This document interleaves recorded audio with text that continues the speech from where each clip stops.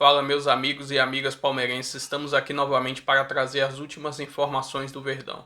Estou trazendo o corte da ESPN, onde o empresário André Cury afirma que o jogador Estevão poderia jogar de meia no Palmeiras, e não como ponta. Qual a opinião de vocês sobre isso? Deixa seu comentário, se inscreva no canal e deixa seu like também. Vamos lá. O empresário do Estevão falou. É o André Cury, não é isso? André Cury, a gente tem a fala dele? Não, temos aspas. Então vamos lá, entrevista ao GE. Ele sugere que o Estevão deveria jogar como um 10. Abre aspas. Na minha opinião, no meu time ele joga de 10. Eles gostam de botar ele lá na ponta. Eu acho que estreita para um jogador dessa qualidade. Eu acho que, como são todos os jogadores dessa qualidade no mundo, normalmente é o camisa 10. Então, camisa 10 joga por dentro. Abel tem muito jogador dessa posição. Às vezes o Estevão pode jogar de extremo e pode jogar de 10. O 10 no Palmeiras, os que tem não podem jogar de extremo, mas podem de 10. Então, às vezes, é uma comodidade que ele tem no elenco. Eu me lembro, se eu não estou enganado, o João Paulo, é João Paulo o nome do João Paulo Sampaio, que é o coordenador, o manda-chuva lá, o que faz, manda prender e manda soltar, né, como se diz, na base do Palmeiras. Ele falou algo semelhante, ou no sentido oposto, uma vez, dizendo que ele não gosta, que ele quer que os meninos que têm muita qualidade, etc., joguem pelo meio, mas que por uma ou outra questão ou razão, acabam indo para a ponta depois. É o caso do Estevão, né? Uma das razões é o funcionamento do time, né? O Abel Ferreira é técnico do Palmeiras, não é técnico do Estevão. Ao contrário do André Cury, que é empresário do Estevão. Então, ele está falando que seria melhor para o Estevão. Nem sempre o que é melhor para o Estevão é melhor para o Palmeiras. Tem a questão do... Não sei se eu estou errado, se vocês concordam. Dentro de tudo isso tem a questão do corpo, de encorpar. Com certeza o Estevão, que ainda é muito jovem, tem 17 anos, com o passar do tempo e indo para o futebol europeu, vai encorpar. Sim. Vai ficar mais forte. Como todos os jogadores que para lá vão. E talvez fique mais fácil para ele, com mais corpo, mais força, jogar no meio do que hoje. Tem que ver se a característica Concorda ou discorda? vai encaixar, por exemplo, para jogar, para encorpar, é porque daqui a pouco o jogador atua mais de costas, né?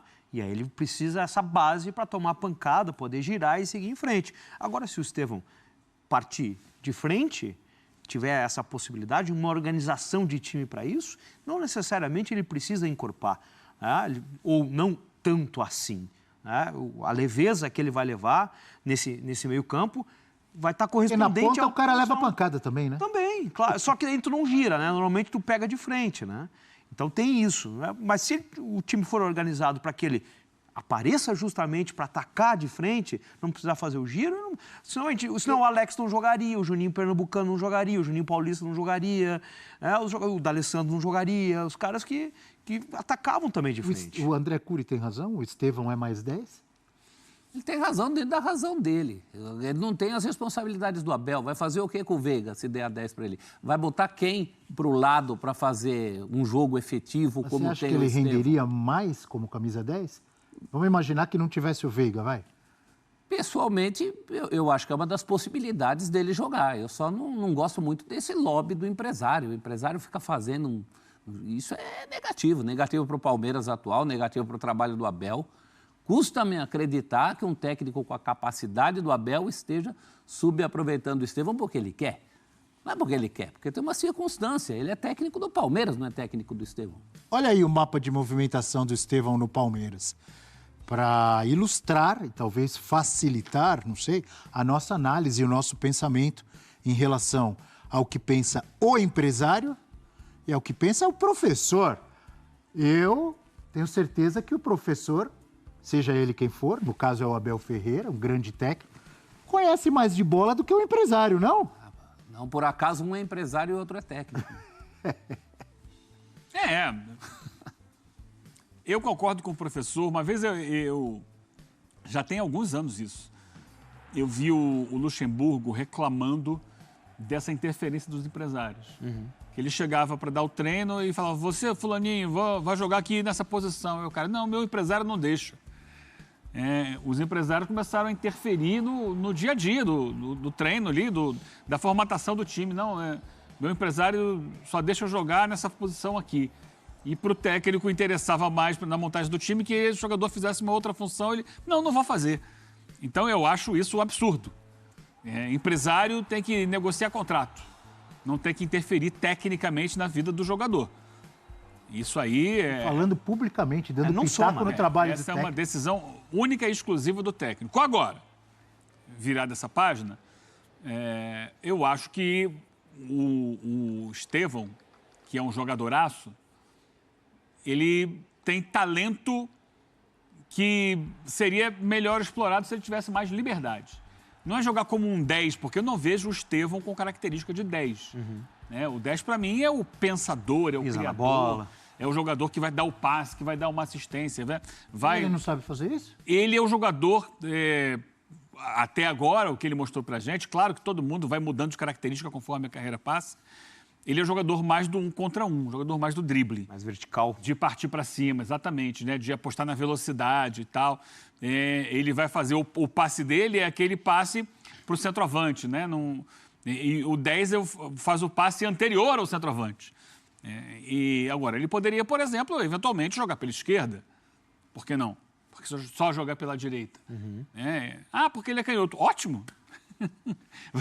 Vai na linha de fundo e cruza. Eugênio, posso estar errado, mas o meu pensamento, um jogador da qualidade técnica que tem o Estevão, ele pode se adaptar em diferentes... Talvez não hoje, que ele é muito jovem ainda. Pode. Ele pode se adaptar em diferentes posições. Ele poderia jogar no meio. Eu discordo do empresário, concordo com vocês. O empresário tem que ficar dando pitaco, ainda mais publicamente, na mídia. Que meu jogador tem que jogar aqui, acolá. Quem é ele para falar? Exatamente. Isso eu concordo. Mas, por outro lado, eu não vejo nenhuma impossibilidade de, no futuro, com a qualidade que ele tem, ele se adaptar e jogar no meio. Do meio para frente, ele joga em qualquer uma. Jogar atrás do O talento que Deus deu para ele. Olha a bola que ele sabe jogar. Inclusive, a nossa seleção, que daqui a pouco será assunto aqui hoje, o Rafinha pode jogar na direita, na esquerda, no meio. O Rodrigo pode jogar em quase todas no ataque. Ou não. O Vini Júnior joga muito melhor pela esquerda, mas pode jogar mais centralizado. Temos vários exemplos na seleção, ou não temos? Sim. É que a gente tem muito essa coisa na cabeça, né? Do 10. O 10 é uma figura em extinção no futebol mundial, né? Quando você tem o 10, ótimo, maravilha e tal. Mas hoje é um jogo muito mais físico, de velocidade, de contato, do que exatamente de pensamento, do cara que vai parar, pensar, botar a bola debaixo do braço. Luka Modric. É muito mais raro. E eu repito, não enxergo hoje do que a gente já viu do Estevão, essa característica de ser um articulador de jogo, que é o que, na minha cabeça, faz o 10. Ele é o jogador de partir para cima no 1 contra 1 e vai muito bem nisso, é sensacional nisso, é um craque. É o melhor jogador aí que apareceu aí recentemente no futebol brasileiro. Então, eu acho que ele pode ter mais liberdade, não precisa ficar preso à ponta direita, mas como 10... Pelo menos no conceito que eu tenho de 10, não é hoje o jogador que tem mais essa característica. São características diferentes, né? A jogar atrás do 9, ele vem centralizado, porém não é o 10 pensador. Pisa na bola, distribui o jogo, já vai combinar com o centroavante e partir para dentro. Poderia ser alguma tentativa? Que qualidade ele tem de sobra para qualquer uma ali? A questão é suportar, se adaptar, o time encaixar, porque mexemos no Estevão. E o resto? Como o professor falou, ele treina o Palmeiras, o Abel. O Abel tem que pensar como é que vai ser a recomposição, a cobertura, como é que vai funcionar tudo isso. Ele não está jogando bem ali na ponta? Não, ele está dando ótimo trabalho para os adversários? Ele está ótimo. Os caras colocam 2, 3 para tentar parar o... É uma das poucas soluções ofensivas do Abel hoje. E o que também fascinou o Abel desde o começo, e aí fazendo uma comparação com o Endrick, você pega as declarações do Abel sobre o Endrick e pega sobre o Estevão. O Estevão fascinou o Abel logo de cara, também pelo trabalho de recomposição, que ele faz pela direita de uma maneira que o Endrick não fazia. O Abel, na primeira declaração sobre o Estevão, ele foi muito mais efusivo sobre o Estevão como um jogador mais completo nesse sentido coletivo. Sim. Fecha a linha. Ele tem razão e isso aí faz parte. Todo jogador tem que marcar. Mas 80% ou 90% do futebol do Endrick e do Estevão tem que ser arrebentar com a bola no pé. Não vai matar o que o cara tem de bom por isso. Mas já que ele tem também essa valência, né? Aos olhos de um técnico, é outro olhar. A responsabilidade do técnico é outra, gente. É fácil eu chegar aqui e falar dar 10 para o cara. Ele tem que tirar 10 do Veiga. E para completar o assunto, que eu concordo com a frase que disse o Eugênio, que não é nem opinião, é um fato que o Eugênio colocou, que hoje é raro, é um artigo raro, aquele antigo camisa 10, azar do futebol. Ou não? Por mais Paulo Eu Henrique Gansos.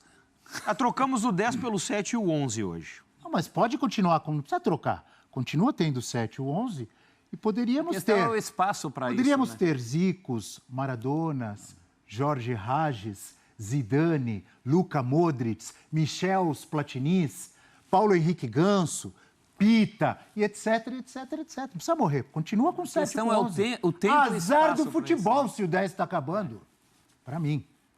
Assim como acabou o velho ponta-direita e o velho ponta-esquerda. O futebol muda, né? A dinâmica do jogo é bem diferente hoje. Cada vez mais você precisa, algo que não acontecia no passado, né? Você precisa de volantes técnicos, você precisa de zagueiros técnicos, você precisa que o goleiro saiba jogar com os pés. Porque onde tem mais espaço para trabalhar é exatamente mais atrás. Você não consegue espaço na intermediária de ataque. Os times se fecham muito ali. E o 10 lá atrás.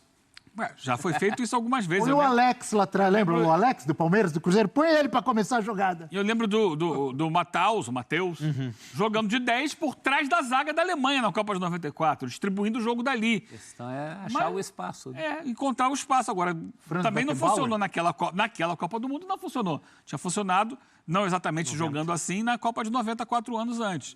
Mas é a característica do jogador, característica dos outros que vão completar. Né? Não adianta você ter um jogador que vai jogar um pouco mais atrás se ele não tem para quem dar o passe, se não tem jogadores que vão se movimentar para encontrar espaço. Mas na média do futebol hoje, a bola fica... Os jogadores que mais tocam na bola são os zagueiros. Em qualquer time no mundo, Professor, os jogadores que mais tocam na bola são os zagueiros. Luta, você precisa, então, botar um camisa 10 na zaga. Por Aê! isso que eu falei aqui, Abel. falei aqui quando o Léo Ortiz foi contratado pelo Flamengo, e ele está, desde a chegada do Felipe Luiz, comprovando o que eu falei, o camisa 10 da zaga. Então, Não à toa foi convocado agora para a seleção brasileira. Vamos nessa campanha, me ajuda, professor. Não acabem com camisa 10. Se quiser trazê-lo lá para perto do goleiro, continue com camisa 10. Mas a vida fica mais difícil, né? Porque você já está mais longe. Eu nunca esqueço de uma foto que a gente publicou e republicou na revista Placar do Gerson, que era um camisa 10, no São Paulo. Era uma foto dele, assim, com a bola parada, olhando assim.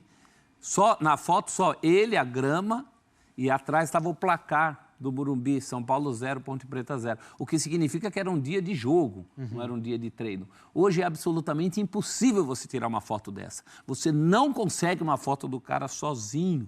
Vai ter gente perto, vai ter gente combatendo, vai ter os próprios companheiros dele. Né? E, infelizmente, o futebol mudou. E aí o camisa 10 clássico São virou tendências, uma né? Rapidamente. E vamos para mais informações do Verdão. Como já está definido o grupo do Palmeiras na Copa Libertadores, vou trazer algumas informações desses adversários. E vamos pegar o Bolívia lá na altitude, né? Não tem jeito. Infelizmente caiu no nosso grupo no sorteio, mas agora vai ter que ir, né? Mas é um velho conhecido do Palmeiras. Na temporada de 2023, o Palmeiras enfrentou a equipe lá e perdeu até pelo placar de 3-1. No histórico dos confrontos, foram 6 jogos, 4 vitórias do Palmeiras contra 2 do Bolívar. Essas 2 lá na altitude. Já o outro confronto será com o Sporting Cristal, né?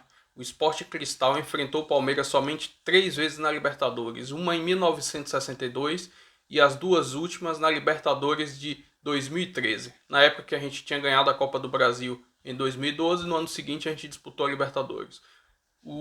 Nesses 3 confrontos foram 2 vitórias do Palmeiras e somente uma vitória do Sporting Cristal. E o último confronto do grupo é contra o Cerro Porteño, um velho conhecido do Palmeiras na história da Libertadores. Em confrontos de Libertadores são 14 disputas, onde o Palmeiras venceu 8, 4 empates e 2 derrotas para o Cerro.